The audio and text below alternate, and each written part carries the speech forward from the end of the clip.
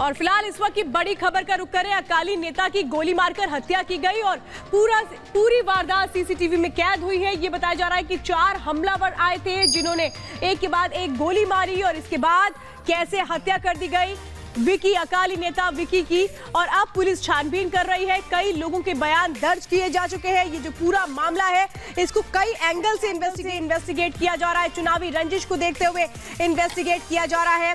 विकी मिट्ठू खेड़ा वो गोलियों से किन लोगों ने भूना, कौन लोग हैं इसके पीछे, वो तमाम इस वक्त विषय जो जांच के पहलू में है और इस वक्त इन्वेस्टिगेशन जारी है। अब की मोहाली में अकाली दल के नेता की हत्या के बाद हड़कंप मच गई। पूरी घटना की तस्वीर सीसीटीवी में कैद हो गई, जिसके बाद वीडियो वायरल हो गया। घटना मोहाली के सेक्टर 71 की है, जहां अकाली दल के नेता विक्की मिट्ठू खेड़ा की हत्या कर दी गई। हत्या उस वक्त की गई जब वो अपने कार से कहीं जाने के लिए निकले थे। जैसे ही अकाली नेता कार के गेट खोल गाड़ी में बैठने लगे, हाथ लगाए अपराधियों ने ताबड़तोड़ गोलियां चलानी शुरू कर दी। विक्की मिट्ठू खेड़ा ने किसी तरह कार छोड़ वहां से भागने की कोशिश की, लेकिन अपराधी पूरी तैयारी से आए थे। 2 अपराधियों ने अकाली नेता का पीछा किया, जबकि 2 अपराधी जो पहले से वहां मौजूद थे सबने मिलकर आखिर तक विक्की मिट्ठू खेड़ा को गोलियों से भून दिया। घायल विक्की को जब अस्पताल ले जाया गया तो डॉक्टरों ने उन्हें मृत घोषित कर दिया। अकाली नेता की हत्या क्यों की गई, इस बात की जानकारी अभी तक सामने नहीं आई है। Bureau report, Republic Bharat. इसी पूरी जानकारी पर हमारे साथ ज्यादा अपडेट के लिए अमनदीप सीधे जुड़ चुके हैं। अमनदीप, मुझे बताइए पूरी इन्वेस्टिगेशन कहां तक पहुंची है, क्योंकि सीसीटीवी फुटेज भी अब सामने आ चुका है और शायद पुलिस इसके आधार पर उन लोगों की पहचान कर पाए कि कौन लोग हैं इस हत्या के पीछे।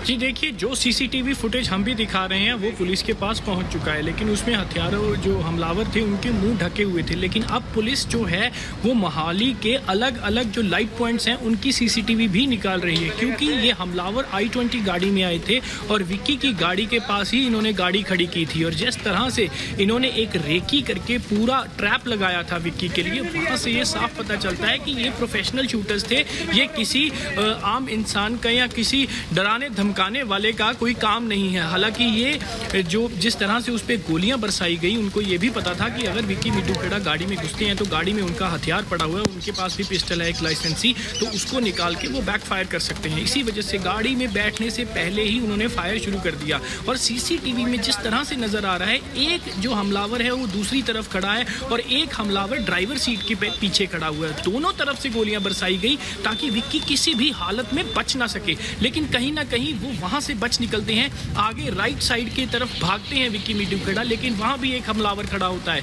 वहां से गोलियां चलती हैं। फिर वो दूसरी तरफ भागते हैं, दूसरी तरफ भी एक हमलावर खड़ा होता है, वो गोलियां बरसाते हैं। 8 से 10 गोलियां चलाई गई। परिवार के लोग क्या कह रहे हैं, वजह क्या हो सकती है?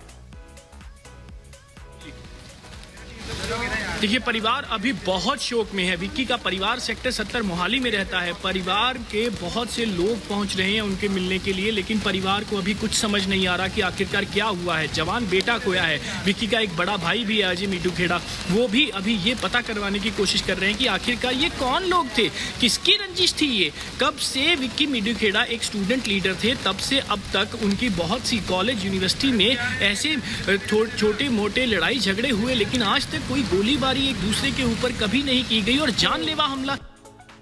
बिल्कुल अमनदीप, आगे भी आपसे अपडेट लेंगे। फिलहाल जानकारी देने के लिए